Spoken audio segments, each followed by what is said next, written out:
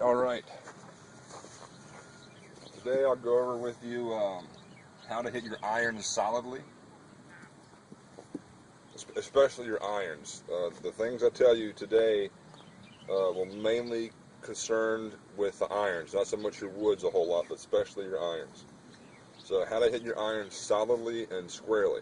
Okay, so there are two main things that I consider to be the most important. There are other factors, of course, but there are two main ones that I think if you can get those two right, you'll be okay as far as consistency goes.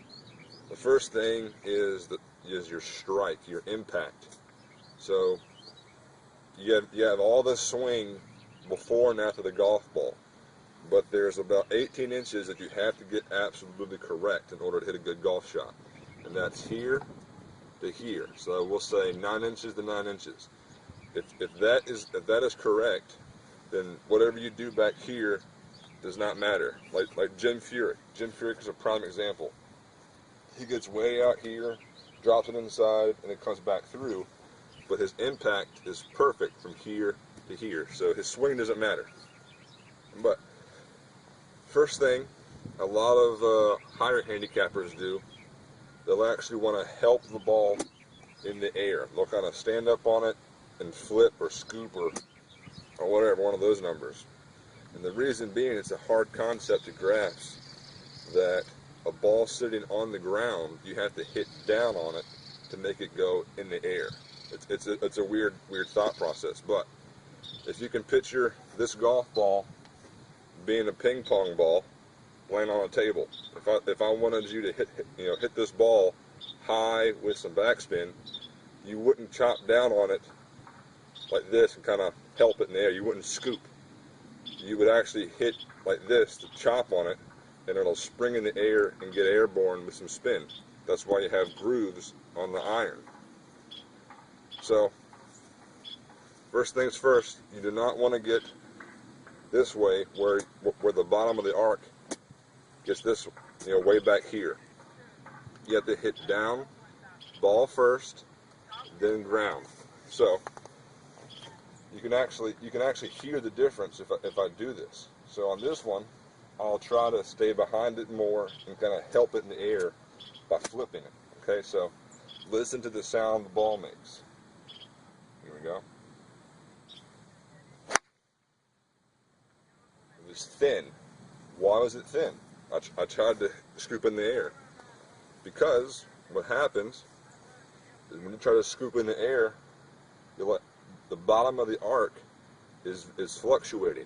You don't know where the club bottoms out. So you come through here and you flip and you catch the top of the ball as opposed to the back of the ball.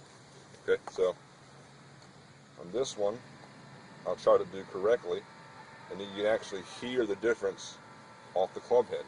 Okay, here we go.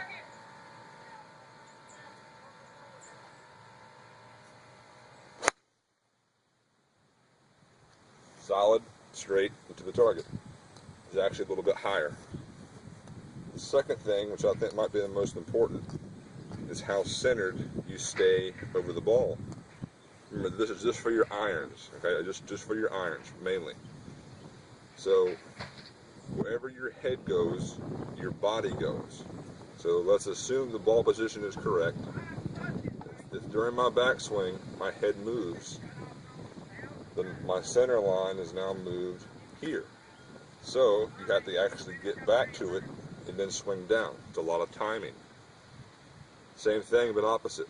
If I get here, my head moves too much this way, call it a reverse pivot, and you have to come back this way and scoop it, like that. But if your head stays nice and centered during your swing, you can get the swing bottom very, very consistent more often than not. So I'll show you now. Watch my head during my backswing. Okay, it's not going to move. It's not going to move a whole lot. It's not doing this. It's very centered. A good drill is if you have a buddy or a friend to watch your swing. If your head's going left or right, he can tell you, and then he'll get behind you and put a club or even his hand right next to your ear. So let's say let's say I'm having trouble with my head going back this way. He'll stand behind me, put his hand, he'll put his hand right here, and then when I swing, if I move my head, I'll hit his hand. So it makes you stay centered properly. Okay. Now on this one, we'll say on these two, watch my head position.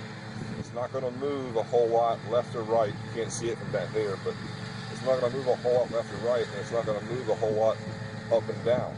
Okay, so watch the top of my head before I swing, and it should stay relatively level, which that makes it easier to stay more centered. There we go.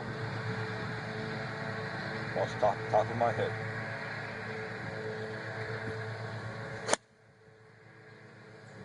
That's pretty good. All right, one more. Come on, ball. Okay. One more. Watch the top of my head. And listen for the sound. It'll be very, very solid. There we go.